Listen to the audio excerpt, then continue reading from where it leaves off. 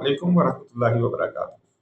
ہم نے پہلی قسط میں آپ کو باجوڑ کے حوالے سے تعارف کروایا، جس میں ہم یہاں تک پہنچے تھے کہ منشیات جو ہے وہ بھی ایک ذریعہ معاش بن گیا ہے باجوڑ کا۔ ہم اس سے آگے چلتے ہیں۔ جو دوسرا یہاں پہ ایک پرابلم ہے وہ ہے غیر قانونی اسلحہ سے تعلق۔ باجوڑ کی سرحدی قربت کی وجہ سے یہ غیر قانونی ہتھیاروں کی تجارت کا ایک اہم علاقہ بن گیا ہے۔ خصوصاً سوویت جنگ اور بعد میں طالبان کی سرگرمیوں کے دوران اس علاقے میں ہتھیاروں کی دستیابی بہت زیادہ ہو گئی تھی۔ اسی طرح اب جب امریکہ 2021 میں افغانستان کو چھوڑ کے گیا ہے اور اپنی اسلحہ بہت سارا وہاں چھوڑ گیا ہے، اس اسلحے کی بھی ایک بہت بڑی مقدار یہاں بکنے کے لیے آ گئی ہوئی ہے۔ اس حوالے سے عسکریت پسندی کو بہت زیادہ فروغ ملا ہے۔ غیر قانونی ہتھیاروں کی تجارت زیادہ تر سرحدی علاقوں کے ذریعے ہوتی ہے اور سیکورٹی فورسز کی کوششوں کے باوجود یہ ایک بہت بڑا چیلنج بنا ہوا ہے۔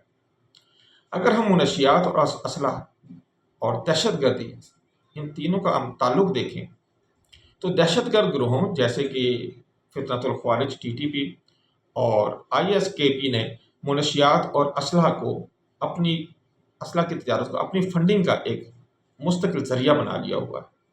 یہ گروہ باجوڑ کو اپنا اڈا بناتے ہیں، جہاں سے وہ خود کش حملے، نشانہ بند قتل اور IED سے حملے کرتے ہیں۔ منشیات کی تجارت سے حاصل ہونے والی آمدنی ان گروہوں کی سرگرمیوں کو جاری رکھنے میں مدد دیتی ہے، جبکہ غیر قانونی ہتھیار ان کی عسکری صلاحیت کو بڑھاتے ہیں۔ اب تک جو ہمیں مسئلہ درپیش ہے پاکستان کو، وہ مقامی علاقوں میں، ان علاقوں میں اسپیشلی باجوڑ میں جو مقامی آبادی ہے وہ ابھی تک اپنے آپ کو فتنۃ الخوارج سے علیحدہ نہیں کر پائی ہے۔ جس دن مقامی آبادی کو اس بات کی سمجھ آ گئی کہ یہ ایسا میٹھا زہر ہے جو ان کی نسلوں کو تباہ کر رہا ہے، تو امید ہے کہ اس دن سے ان علاقوں میں تباہی رک جائے گی اور امن و امان ہوگا۔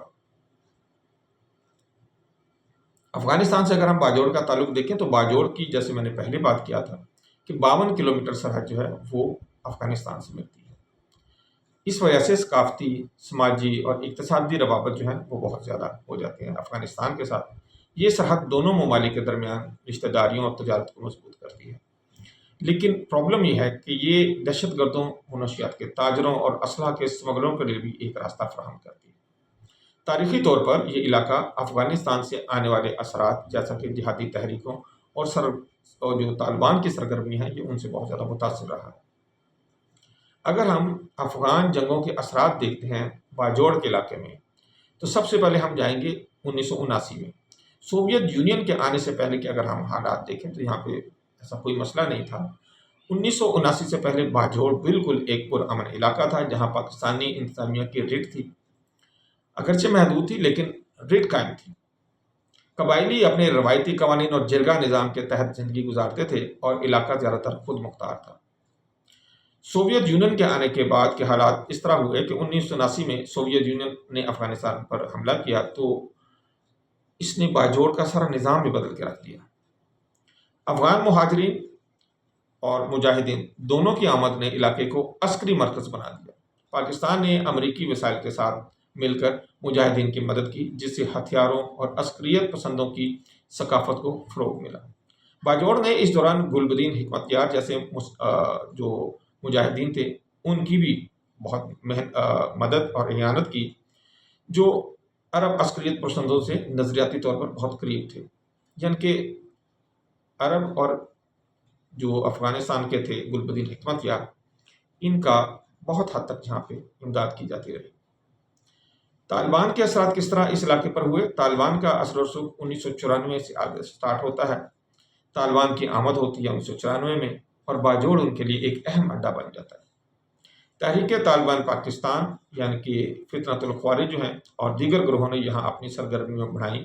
مقامی قبائل میں سے کچھ نے طالبان کی حمایت کر دی، جس سے دہشت گردی کی کارروائیاں بہت تیزی کے ساتھ بڑھیں۔ جب پہلا طالبان کا دور ہے جو کہ 1996 سے لے کے 2001 تک تھا، اس دوران جب طالبان نے افغانستان پر حکومت کی، باجوڑ طالبان اور القاعدہ کے جنگجوؤں کے لیے پناہ گاہ بن گیا۔ اس دور میں کئی مقامی نوجوان جو ہیں وہ طالبان کے رکن بن گئے، جس سے عسکریت پسندوں کو اس علاقے میں فروغ ملا۔ जब हम अमरीकी असरात को देखते हैं तो अमरीकी आमद यहाँ पे 2001 के बाद शुरू होती है। 2001 में अमरीकी हमले के बाद बाजोड़ में अस्करियत पसंदों की सरगर्मियाँ दोबारा अरूज पर पहुँच जाती है। पाकिस्तानी फ़ौज ने 2008 से ऑपरेशन शुरू किए, जिनमें ऑपरेशन अलमीज़ान और शेर दिल शामिल है। इन ऑपरेशन से नकल मकानी और अमलाक की तबाही हुई, लेकिन अस्करियत पसंदों का मुकम्मल सफाया नहीं हो सका। 2006 में अमरीकी फ़ज़ाई हमलों ने ऐमन ज़वाहिरी को निशाना बनाया, जिससे 18 अफराद यहाँ पे हलाक हो गए। तालिबान जब दोबारा ज़हूर में आते हैं, तालिबान के दोबारा आने के बाद 2021 में तालिबान की दोबारा वापसी होती है। बाजोड़ में दहशतगर्दी की सरगर्मियों को एक दफ़ा फिर बढ़ावा मिलता है। फितरतुल ख्वारिज TTP ने सरहद पार से हमलों में इजाफा कर दिया, जो पाकिस्तान के लिए एक बहुत बड़ा खतरे का बायस बन गया। इस हवाले से पाकिस्तान ने अक़वाम मुत्तहिदा को खबरदार किया कि फितरतुल ख्वारिज जो TTP हैं, इनके तकरीबन 6000 जंगजू अफगानिस्तान से आकर पाकिस्तान में काम कर रहे हैं और इनकी वजह से पाकिस्तान के अमन को खतरा है।